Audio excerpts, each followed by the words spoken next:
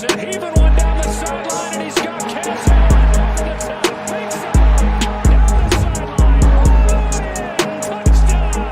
His signature move and his signature performance. Allen deep ball one more time. 58 yards this time. You're listening to the Bruin Bible. This is your host, Will Decker, bringing you UCLA football content all throughout the year for LA Football Network.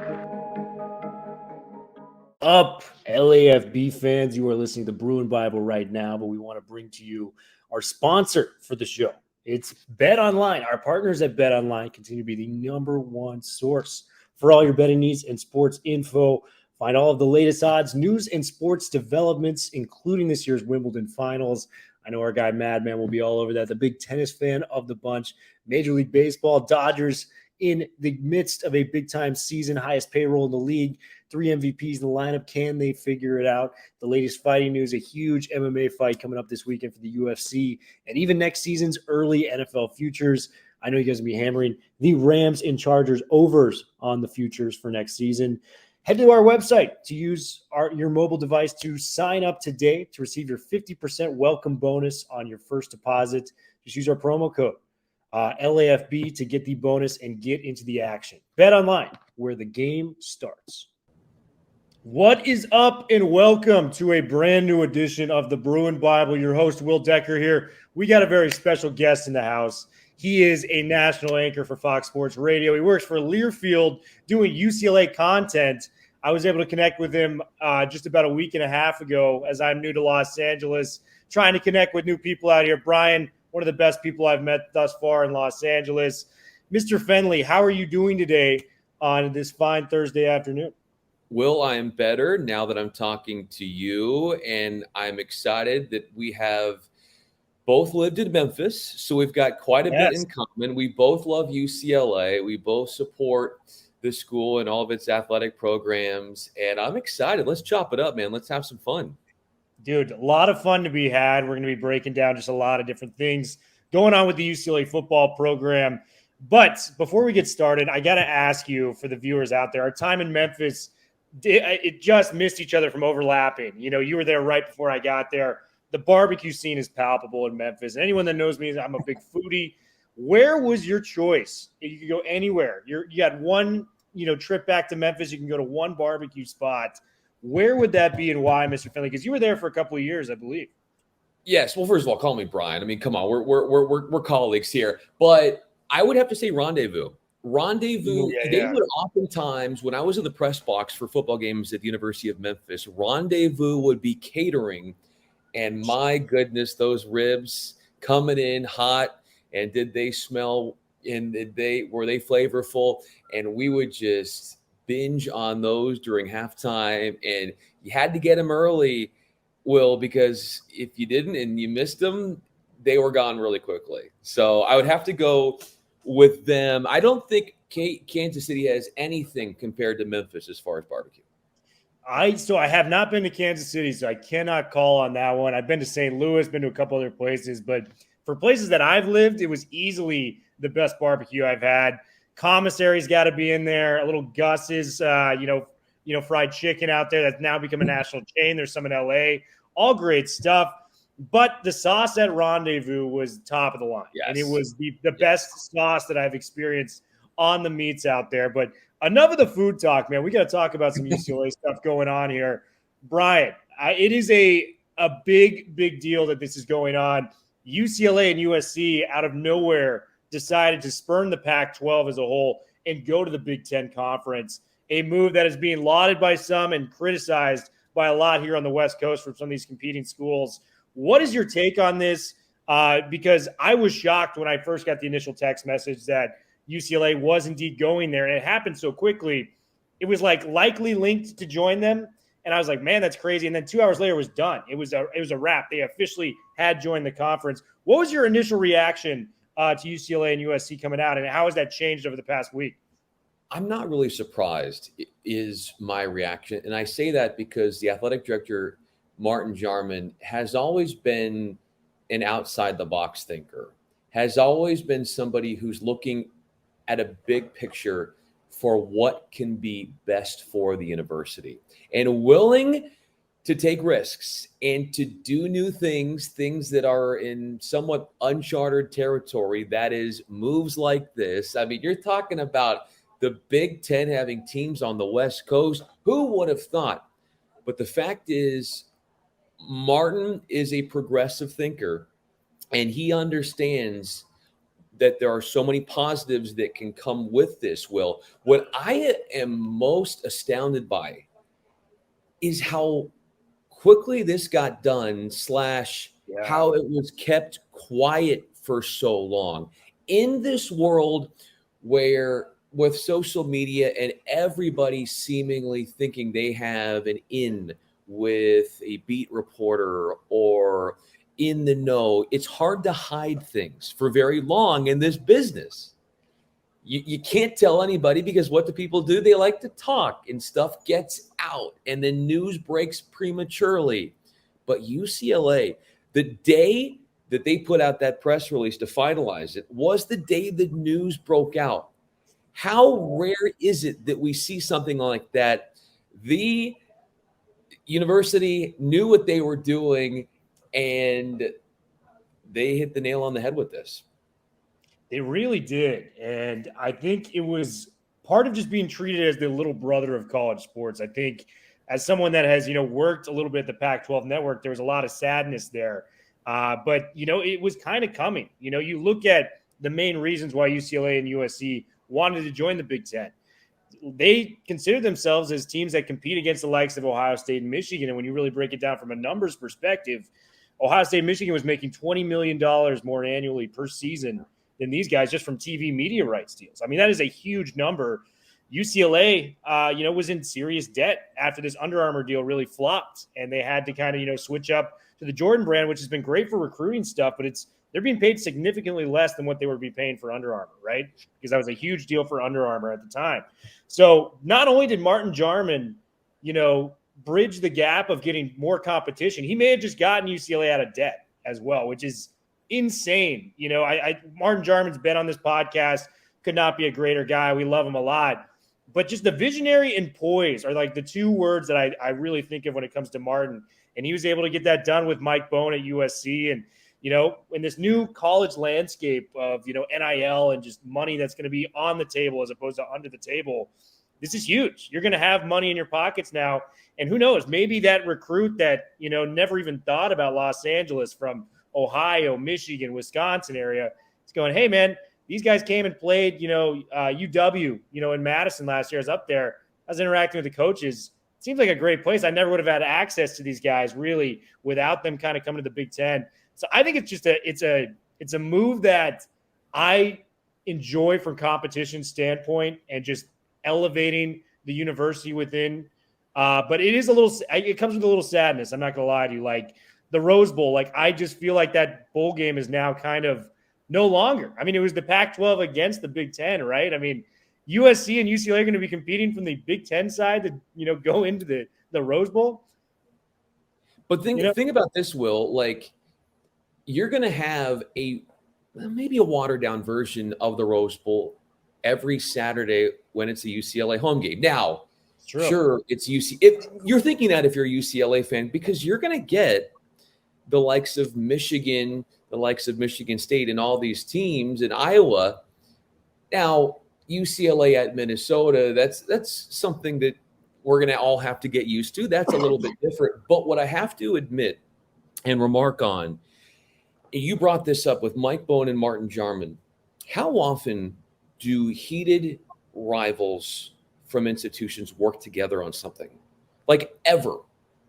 And these two guys work together to get these two schools playing, and the Pac-12 at the time playing, coming off the COVID layoff and trying to get some sort of game action in that fall of 2020. Mike Bohn, Martin Jarman were in lockstep with each other. And that says a lot about how you can kind of put your ego aside and figure out how we can work together to make each other better.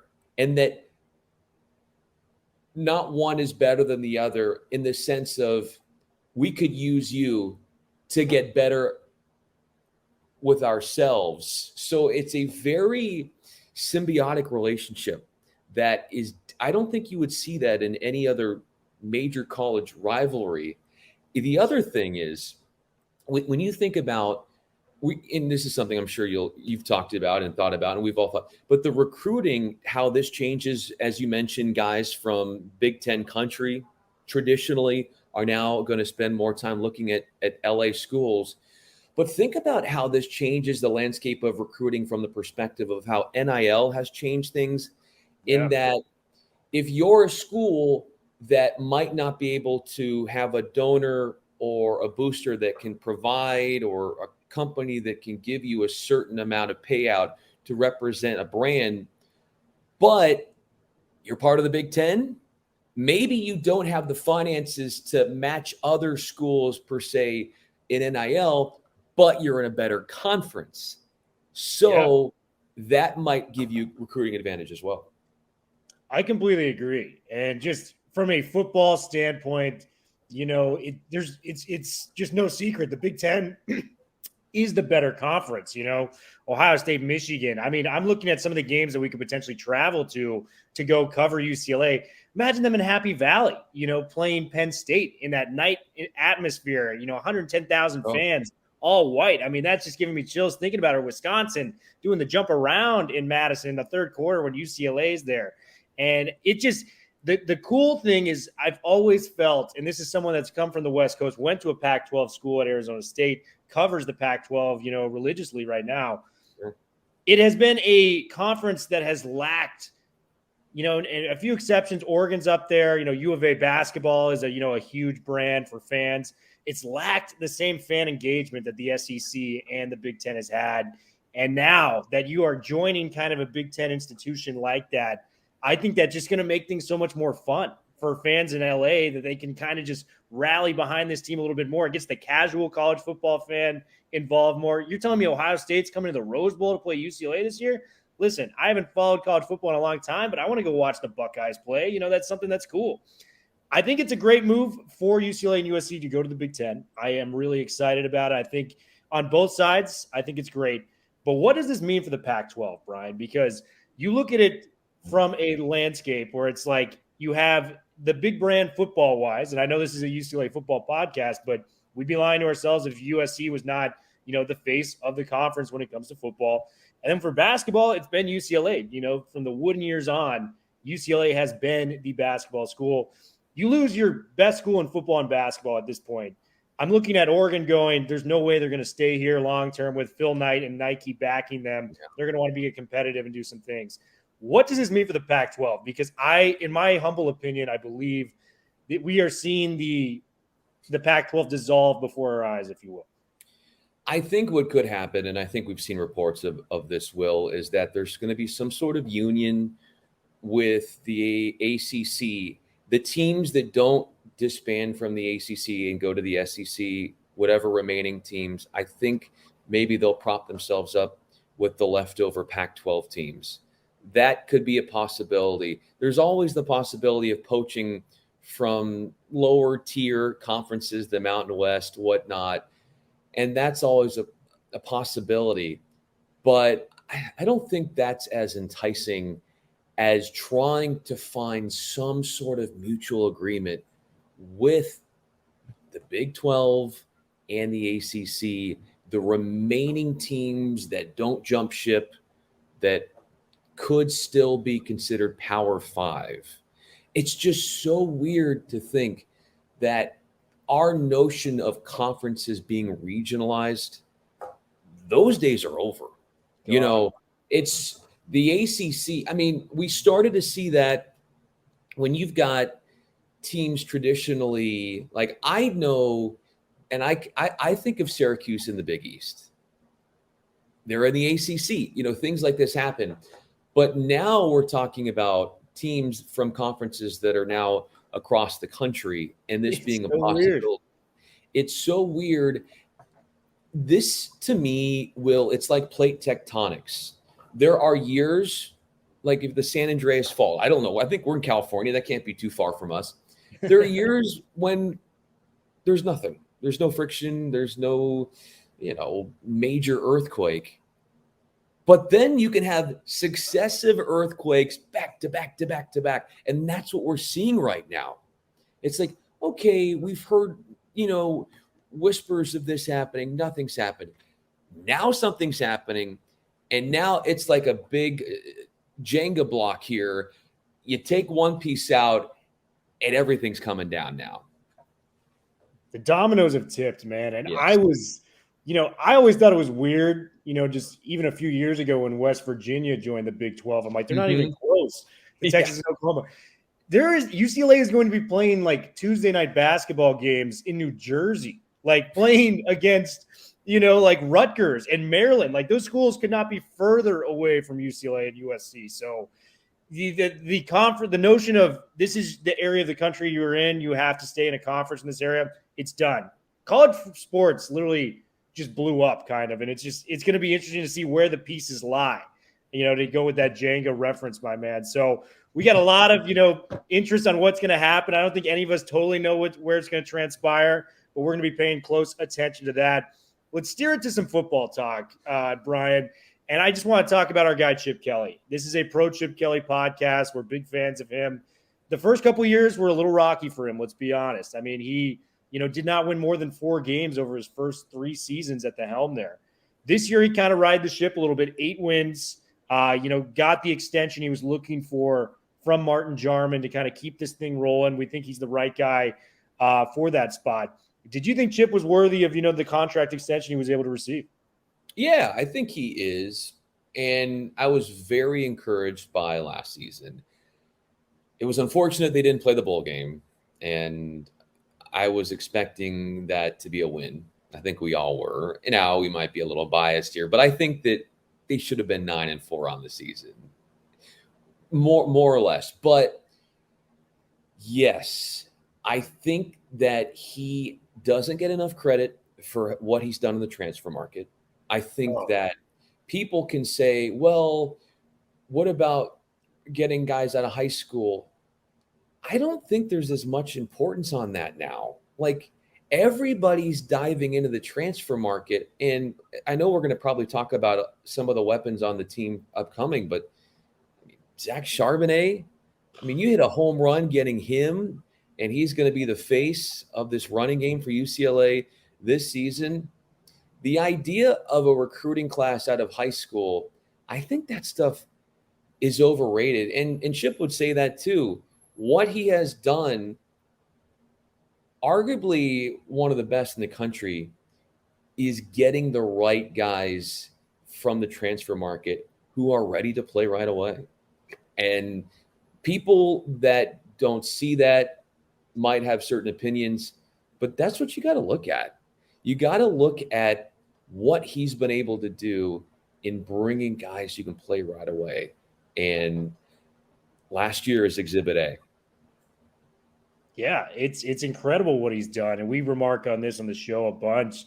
It's like the way he's approached it is recruiting standards. It's actually just harder to qualify as a recruit to go play for a school like UCLA. It's up there with, the Stanfords and stuff within conference. And it's just naturally harder to get guys to come in here where, USC, it's easier to get players in there that are talented and whatnot. They'll make it work type of thing.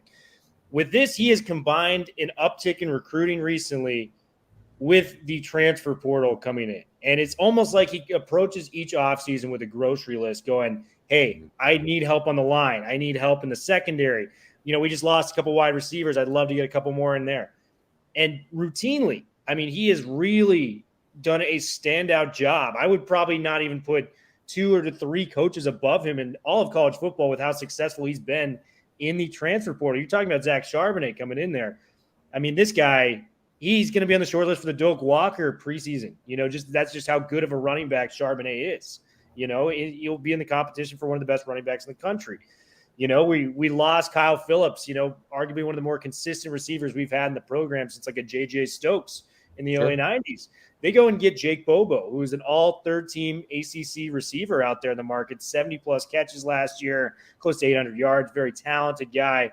And, there's a big hole in the line. Alec Anderson, Sean Ryan leave. These are 2 staples at the tackle position. Sean Ryan and Anderson are both going to be on NFL rosters, come training camp time.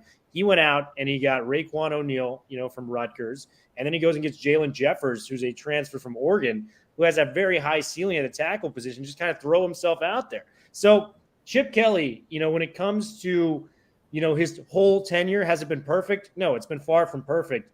But you hit it right on the head. If we play that bowl game, we could potentially get to 9 wins. The school record for wins for UCLA is 10. So you're one off the school record for wins last year. You're bringing back, a pretty talented roster coming into next season. And the guy that I want to talk to you about next is a guy that you've covered. All UCLA fans have seen this guy for the last 4 years. Dorian Thompson-Robinson is coming back. And there was just a difference to this kid last year. You could see it around. He was stepping up, and he actually became a leader last year, in my opinion, as someone that follows the team. He always had the talent. He always, could make the big play. But the leadership showed. And we go back to Stanford last year. Throws the game-winning touchdown when his shoulder was, hanging on the right side of his body. I mean, that's a tough thing to do that earns the respect of the teammates. We go to the USC game, and it's not just getting over the hump and beating SC. His first 2 passes in that game were interceptions. Picks. Yeah. It's easy for someone to just go, hey, it's not my day. It's not working out. He responds with 6 touchdowns, 500 yards of total offense, or whatever it may be, and the infamous hurdle that we now know of for UCLA fans in the Coliseum. He really finished the season strong last year. It's exciting to see that he's coming back, especially with whatever happened with Dylan Gabriel. Dorian Thompson-Robinson. Brian, you can call me crazy if you want, but I'm an optimist. I like to project. Yeah, I'm with you on that. I love to project confidence into these guys. Is it crazy for me to think that Thompson-Robinson, when all is said and done this year, could be first team all conference at the quarterback position? That's with the likes of a Caleb Williams transferring in with a Cam Rising at Utah. I would go as far as to say he could be a dark horse Heisman candidate if he stays healthy and upright all season long, because this is going to be the year, Will, that we all envisioned from him when he was recruited to UCLA. This is what it all why did he come back? He's got a lot of stats. He's shown what he's able to do. But I remember him talking, Will, when he was a freshman and coming in and talking about, getting a Pac-12 title, playing in a Pac-12 title game, all of these things. This is the year where it all comes together. People fail to realize, a lot of them, how little quarterback experience he had in high school. It's unbelievable. And then he's playing in a game. Yeah. And then he's playing in a game as a true freshman against Oklahoma. That to me is a stark contrast from playing, I think it was 1 year of quarterback in high school. His arm talent is sensational. The elite toughness is there that you've picked up on. Now it's the accuracy. That is what's going to be the biggest difference this year. His cannon is incredible. His foot speed, his ability to create offense on the ground with his feet. But the biggest stride he's going to take this year, Will, is down the field passing accuracy. Yeah. And that's what's going to set himself apart from any other year he's been at UCLA. And, we saw it in flashes last year, like the Hawaii game, the first game, deep ball to Kaz Allen, thing of beauty, right? But the play that I always think goes unnoticed in UCLA's season last year was actually in the game against LSU. And it's the opening drive for UCLA. They're trying to find some confidence. This is a big brand coming into the Rose Bowl. Fox Sports is there. It finally feels like the lights are shining on UCLA football. And he drops back and he hits Allen again, actually close to the sideline. This was the first down of the game for UCLA. It was a 29-yard pass. Beautiful thrown ball. Allen reels it in, first down. And you could just see something click with the offense there. It was like, hey, we can beat these guys. That was a perfect example of we can take this down the field and make plays. And that's what something DTR was able to do with the deep ball. You mentioned it, man. The accuracy is a big thing. He did improve upon it a lot last year. And turnovers were, an issue with him. 21 touchdown passes to just 6 interceptions, 62% completion percentage. But where he turned the corner the most, in my opinion, was you would occasionally see the runs from him, a nice, 10, 15-yard gain. he took the wheels off last year. He nearly doubled his career high in rushing yards in a season, got close to 10 touchdowns. And hey, man, I was trying to tame the expectations, with the first team, all conference. I believe he's a dark horse Heisman candidate as well. So I'm glad you're on the same page with me with the belief factor in Dorian Thompson-Robinson. I think it's going to be a big year at UCLA. Bryan, you've been so awesome for coming on the show, man. We got to close it out with something special here. ESPN came out this past week, and they do the wins predictors, for each team coming out into the next season. And they had UCLA at 10 wins, which, as I previously mentioned, is the program record. That is something to really get excited about for UCLA football fans. I'm just going through the schedule, man. And we got quite a few big games there. They have back-to-back games against Utah and Oregon in week 5 and week 6. An out-of-schedule conference, where if you lose one of these games, I think there is reason to maybe put Chip back on the hot seat a little bit because these are must-win games. And then you got the back half of just your typical Pac-12 teams and, of course, the big SC game. Do you think 10 wins is attainable for UCLA? Because in my heart of hearts, if we get the same Dorian Thompson-Robinson, if we get the same Charbonnet, I think it's there for the taking. I believe it's attainable, but I think 9 wins is more reasonable. I'm looking at the schedule. Obviously, they've got a very easy non-conference schedule: Bowling Green, Alabama State, South Alabama. So let's say 3-0. Colorado, yes, that's a win. Washington, a win. You brought up Utah. Cam Rising is a great quarterback, Phenomenal. Phenomenal quarterback. And his teammates love him, and they'll go through a wall for him. That, to me, scares me. The other 2 games that scare me, the only other 2, at Oregon and at home against USC. Not saying that they scare me that's going to mean they're going to lose in UCLA, but I think that the other games that we didn't mention, Arizona State, Cal, those are all pretty much in the bag wins. It's those 3 games to me where you're really going to get a barometer of how good this team is. Maybe they win 1 of those 3. Maybe they win 2 of those 3. Maybe they don't win any of those 3.